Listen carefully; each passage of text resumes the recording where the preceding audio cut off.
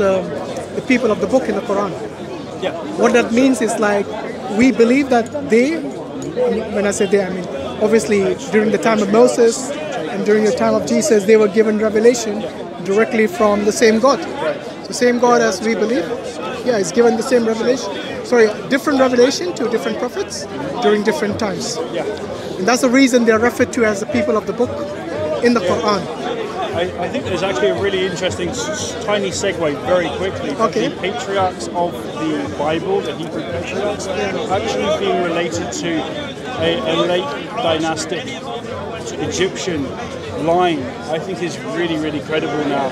And you can have a look at the names of the patriarchs in the Old Testament and actually match them against Egyptian Hyksos, essentially shepherd kings lines, and you find the same names.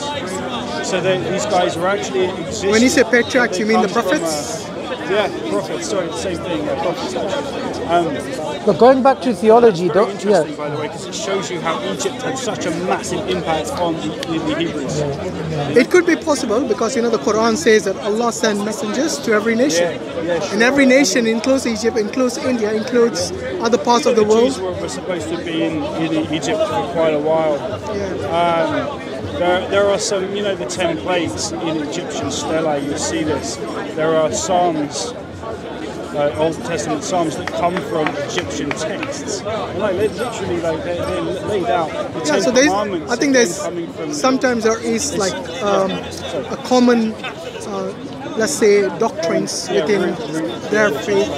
Like, look, the important thing here is to understand how people saw God. You know, like for the Egyptians, they had a really strong focus on life after death. So in that terms, what is your belief? As a Christian, I believe. Gnostic Christian. Oh, I see, okay.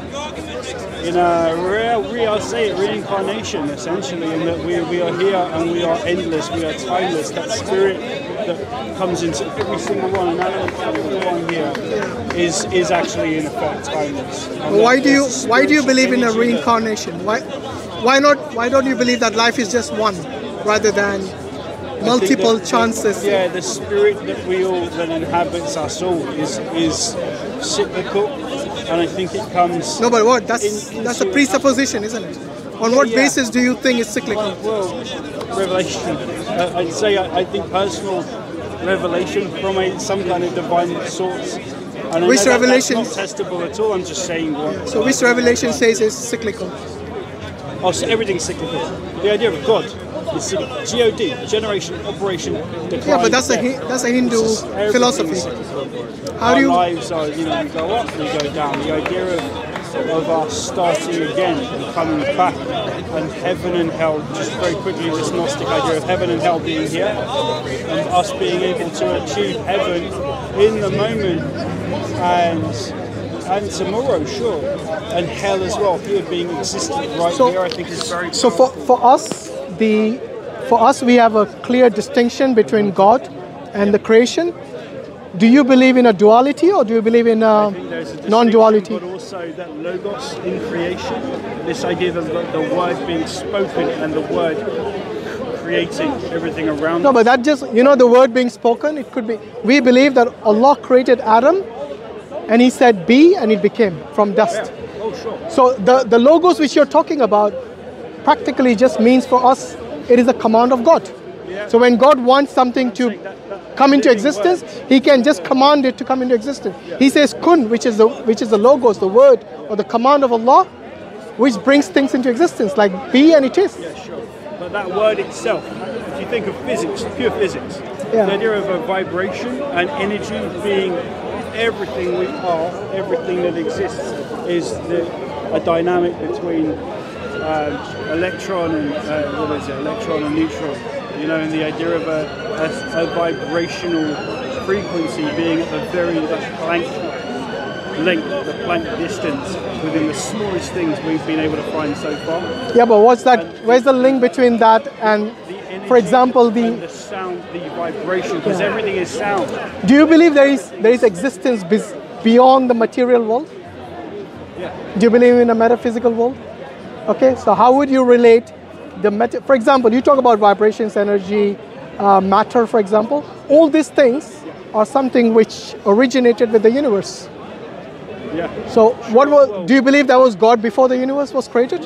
Yeah? Yeah, sure. What was he? Like what? Can you define from your understanding what God is? Brains are petty human brains can't exactly, you know what I mean? It's hard to... This is where I would like to remind you about the revelation. Go on. Yeah? Because earlier you mentioned the revelation. Yes. How do you know? That's how we also know, because there's no way we can see beyond beyond the existence we have today, isn't it? So we can't see beyond that. So we have to depend on... we depend on the revelation, the testimony of the prophets. So the prophets were given revelation by God. Do you believe God can communicate with us? Yes. Yes? Yes. So God is able, because He is the creator of everything, including all the existence that you know of. Yes? So He is ever existing. He's not created. Sending His Spirit, and it's coming into the hearts of the epistle writers. No, He sends prophets and messengers. So human beings like us, yes, obviously righteous human beings. How do they get to? How do they? I'm assuming they're kind of picked, or they reach a certain level of. Just like you agreed with me that God is able to communicate with His creation, so He can communicate either through angels or some other means. If He wants, He can. Yeah. So this is how God communicates. We don't believe that God is someone who is distant and is like this absent Father who once created just leaves the universe to fend for itself. We believe that He's constantly guiding us in different ways. And one of the ways He guides us is through His revelation. And the revelation comes through prophets and messengers. And these prophets and messengers are not just only Tom, Dick, and Harry. God Himself appoints them. That's right. I mean, this is the initiatory systems that come through a lot of Gnostic ideas and Gnostic thought. Yeah. The idea that you... By the way, Gnosticism is not mainstream Christianity. Rights, the idea of milk and meat in the New Testament, and to the prophet, the epistle writers, and these people who had those revelations that were taken up into the heavens and planted back down again. Ezekiel talks of this, Enoch and so on. These revelations of the nature of things. Yeah. Like I've had some extremely powerful and potent experiences of going up a kind of world tree, if you like, and then going down it again. Sorry, you had an experience? Of holding this life, this existence together between absolute good and absolute creation and order, and then destruction and chaos at the bottom. And I truly felt, hand on heart, the experience of being taken down into some kind of primitive rocky matter, and then up into vegetative matter, up again into... What does that mean? What does that mean? The two extremities. In a moment. Say again? You're getting the idea of the whole of creation in a, Yeah, but what does that even mean? Whole of creation in a moment. What does it mean? Showing you how this is how I did it. Here you go. Yeah. And this is the essence of evolution in a human mind in a second. You people can go and learn how to navigate these worlds, if you like, and have these initiatory experiences. People who might have taken certain drugs could have that experience. Yeah, sure. Yeah, but that doesn't mean anything, does it? It is just their imagination. You just said that the prophets are given a certain something. Revelations, not drugs. There's a big difference. No, for sure. Yes. For sure. So certain people can have this high experience. I don't know, even otherworldly experiences through drug being induced. They come to any number of different people. You could be Chinese, you could be a Taoist monk, you could be Buddhist. Doesn't matter who you are. You can be Jewish, you can be Christian, you can be Muslim. Yeah. When you're ready, that God, the Master, will appear. No, but what I'm saying is, look, for everyday people, for the lay people, for them, what they require is some form of guidance for them to lead a life. For example, if you were to distinguish between the good and bad today, everyone will have their own understanding of good and bad. Do you agree? Yeah, it's subjective. So how would you come to a conclusion as to what is really objectively good and what is really bad or evil? How would you come to that understanding? If everyone is thinking subjectively, which is not helping us, is it? In a more pristine way, in a clearer and more more clarity through having a series of revelations that showed me the order of things, and that order was behind. But how do you know that revelation is There from? was also its flip side. How do you know that revelation is from God, though? Well, it was from. This is the thing, right? It showed me everything. Yeah, but the devil can do that if he wants to. It showed me the Could the devil showed me. could the devil do that if he wanted to? It may be. Here's the thing. Do you remember in the Bible the devil shows Jesus the? bad. Remember the devil takes him to a mountain. Of something absolutely intrinsic within the human condition, and that is that we are both of those things. You remember the 40 days in wilderness where Jesus spent with the Satan, and the Satan showed him many things. So the devil can show the same thing to even Jesus. What did Jesus say at the end? You know, he said, "Get out, go, get from me, Satan." Yeah, but that's the thing. Jesus could identify the Satan. Can you though? I think that, well, look, this is nature, and this is our understanding now of good and bad. Specific. It's subjective. I'm telling you, good and bad for everyone is subjective. Unless and until God instructs you specifically. There is an objective and a meaningful and a testable and a way to understand good and bad that have absolute connotations for the human spirit, psyche, body. How would you identify that? That's the question, my friend. How would you identify good or bad? You have to look at how people resonate and conjugate with each other. And I mean conjugation in more than just a sexual sense, right? The idea of having a shared experience, the idea of having shared kind of relations that help us build societies. You know, there are many cults who have a shared experience, a shared understanding, but those cults later on people realized were actually indulging in evil. When their leader told them it was actually something good. You know, like the guy in Waco, Texas? Yes. So these people, they literally believe that this is message they're receiving from God. But it turned out. What do they start to do after a while? Exactly. So no, but the thing is how it started was good according to them. And it ended up becoming evil. And that's why I'm telling you, how will you identify? Because many people have the shared experiences, which they are in fact, I don't know, in a way they become oriented once you're in that cult, that you're doing something good for the whole of humanity. And you guys are chosen ones, you guys are the special ones who God has chosen. And this cult, they believed everything that the leader told them, until they realized it was just evil. He rejected this notion of being. There are passages in the New Testament that say these kinds of things. Don't run to me all the time. Don't worship anyone apart from God. Keep it real. You know? Just on that point, what you said there, we agree with. Worship only God. But you're using your experience to say that Jesus is part of God, and that's where we're disagreeing. Because we're saying if you stick to Revelation itself, all the old patriarchs, Moses, Abraham, Noah, they never said Jesus. Yeah, no. So how could Jesus be God if they never mentioned him? They have their own. The funny thing is that there are aspects of the Jesus story all over the Old Testament. That's another thing. There's another question. But you can see where the Jesus story came about through the Old Testament in a very large part. But Jews would disagree with that, and so would some. Well, Jesus would disagree with that. Yeah, Jesus. So if I were to ask you, did any of the patriarchs? Jesus never existed in my worldview. Jesus didn't exist as a person historically. No one has a clue about Jesus in his time. No one knew about. What do you mean he didn't exist? He didn't exist. What does that mean? Judea, he was never in the Sea of Galilee. When you're talking about fishing for men, it's actually stuff that's going on in the heavens. Well, Gnosticism, that's the Gnostic view. No, the Gnostics believe in Jesus. Here you go. I don't know about him. This at the moment, it's very interesting. I've known about this for a while. Every single scriptures in the stars. Scripture in the stars, the tetramorph, the idea of the great beast of Revelation. All you need to do is look up into the eternal heavens, and he's right there. What do you see in the stars? A system of stars, 4 constellations that are the beast of Revelation. So what does that tell you? All right. What does that tell you? What do the stars tell you?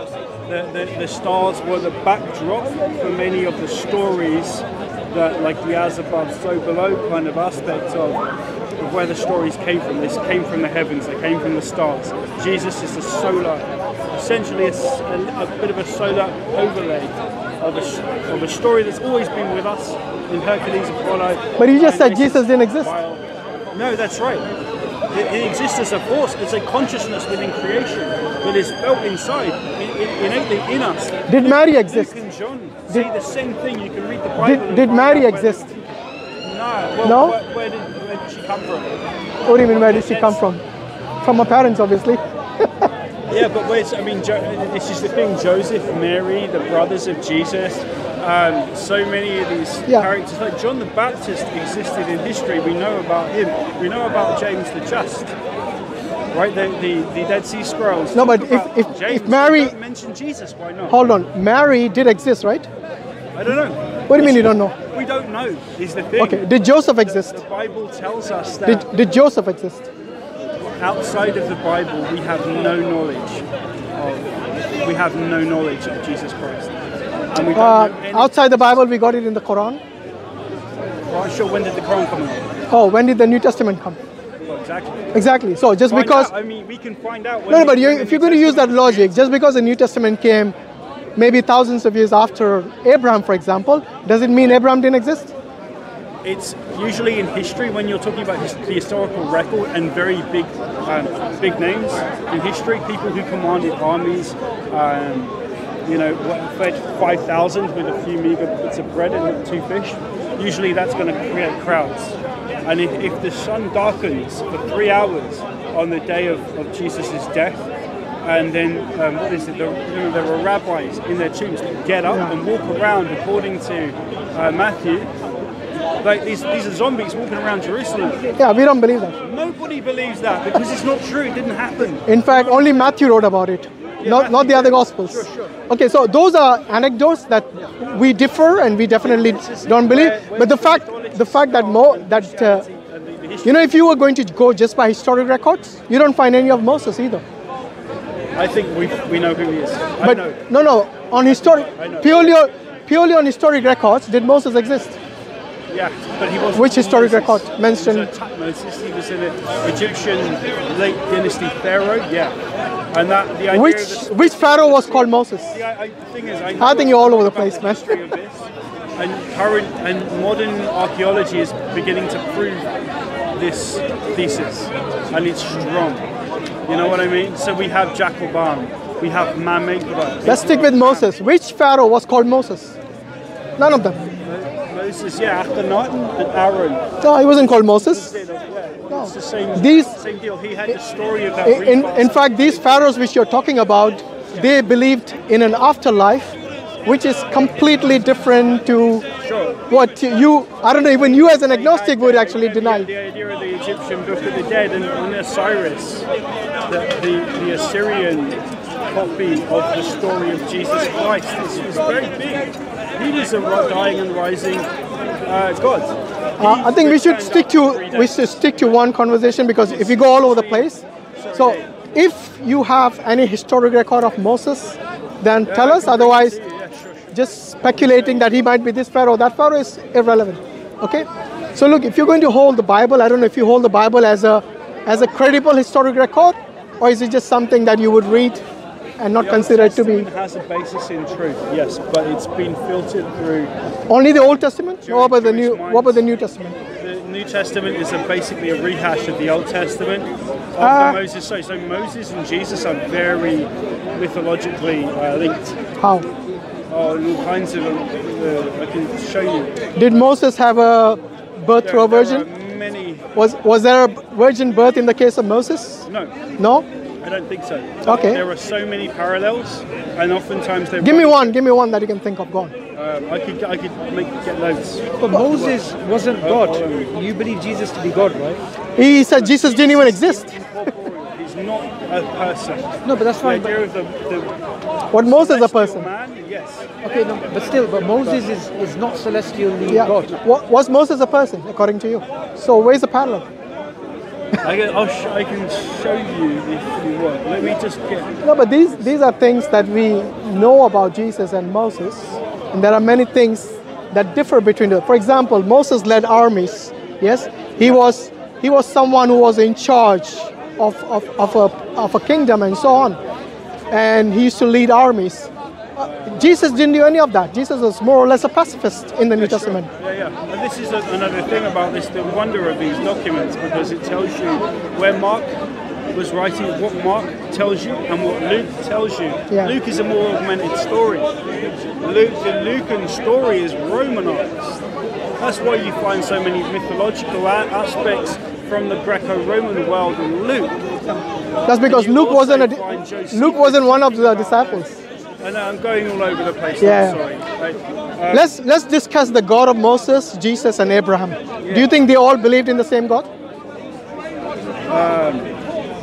You know, St. Augustine once said, what we now call the Christian religion has always been with us in other religions. What does that mean? What existed before is right with us now in Christianity, and it always existed. I think he was on to the fact that there are so many pagan mythologies that were essentially saying the same thing. Okay, so and they branched out. When you say pagan mythologies, are you saying that Moses actually believed in some, or Jesus believed in some pagan mythology? Is that what you're saying? Yeah, they are pagan mythologies, 100%. They always have been, always were. The virgin birth happened with Romulus. The virgin birth happened with Osiris and Ra. The virgin birth is, Perseus. Alexander the Great had a virgin birth. Plato had his virgin birth. This was the mythological world at the time. I'm talking about the God that they believed in. Yeah, you know, sure, it's the same, you know what I mean? So Zeus is not the same as Yahweh, is he? The mythotype tells you where the ideas came from, and it's the easiest explanation for what we see in the mythological. So is it possible that you could be believing in a pagan mythology as well? I think, and here's the thing, you can't test this, but when you have revelations of the Spirit that comes into the... Yeah, but that's your subjective claim. Exactly. We can't really ascertain any of that. Right. A guy could be smoking some weed and he could be telling us the same thing, you know? Yeah. Oh, for sure. I mean, I'm writing a book now called Parallel Mythicism, right? Yeah. And it links... I think this is the thing with Gnosticism, because there's a lot of mythology involved in it. This is both Moses and Jesus, yeah. So you have a look at... These are there's a lot of stuff on the internet which we could... No. These are straight from the books. These are both died on heels, both. I mean, Moses and Jesus do this and this. And you know what I'm saying? These are actual similar. They are links, they're passion. He doesn't believe that. Linkages. Okay, but the thing is, Moses... I know. That's what I just told him. A guy smoking, weed could just tell you the same thing. Jesus is incorporeal. He's a spirit animal who the epistle writers believe was died, who was killed and resurrected at the behest of God in order to fool the archons of this age. You know, the early Christians didn't believe this. That was what the epistle writers believed. No, but there were early Christian groups who didn't believe that. Jesus never explicitly said what you're saying. He never said that. Can you give me an idea? He didn't claim divinity. He worshipped God himself. Are you talking about the Gospels? What do you mean? We get the Quranic perspective, but even from a logical point of view, Jesus ate, drank, walked around, so everything about him was human. Yeah, sure, but in what books? The Bible describes him like a human being, the Quran describes him like a human being. Yeah. In fact, in the Bible, he's found to be worshipping God, bowing down on the floor. So Mark, Matthew, Luke, and John, in right? all of them. Mark and John are different Gospels to Matthew and Luke, right? And there are so many varying... No, but they do worship him in many different Gospels, right? He's saying he didn't even exist, so he's coming up from a totally different angle. No, but even if he didn't exist... It doesn't make sense in history. It makes more sense from a mythological perspective, because then you can pick and choose what you want. You're building a story that has truth. But you could be doing the same thing without a revelation. How do you interpret the metaphor of Jesus worshipping God? How would you explain that metaphor? I think the metaphor is in an essential parable about a Jesus that lived and walked on earth, who is not a real person, but is there to teach Christians as a vehicle for understanding how to be a godly human being. No, but he never claimed to be a godly human being. That's the thing. But he came straight from the Father, right? There are plenty of. I mean, even. But you're saying he didn't exist. What do you mean he came straight from the Father?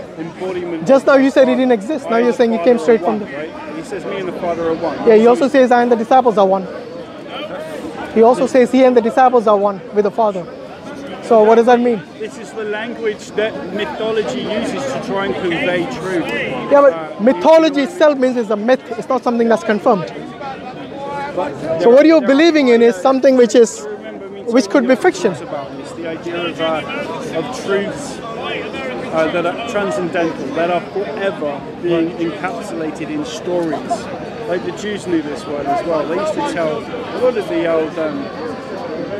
the Old Testament texts are there to convey archetypal truths. They're not necessarily based upon. I mean, no, even if we were to go down your line, then the clearest archetypal type of truth is that of pure monotheism. At the end of it, sure, man, I believe. No, but with Jesus being but with Jesus being deified, that goes against that archetypal truth. Like there's nothing like say that Jewish guy over there, right? He would never accept Jesus as being God, but he's been reading the Old Testament all his life. Do you believe you are divine in some way? Well, I believe, yeah, I think there's a divinity within every human being, yeah. See what I mean? This is going beyond even monotheism. This is more like, I think the Hindus believe in a similar concept to you. All believed in the same thing. I think a lot of Old Testament prophets believed in essentially the same Who? thing. Paul. I don't know if this... Paul was a Jew. He was a Pharisee. He wouldn't believe in anything. He was also, he became his Christian, you know, his new sons of God, Christian, whatever. Do you see? He never mentioned the name Christian, by the way. Yeah, but do you see Paul worshipping a triune God? You don't.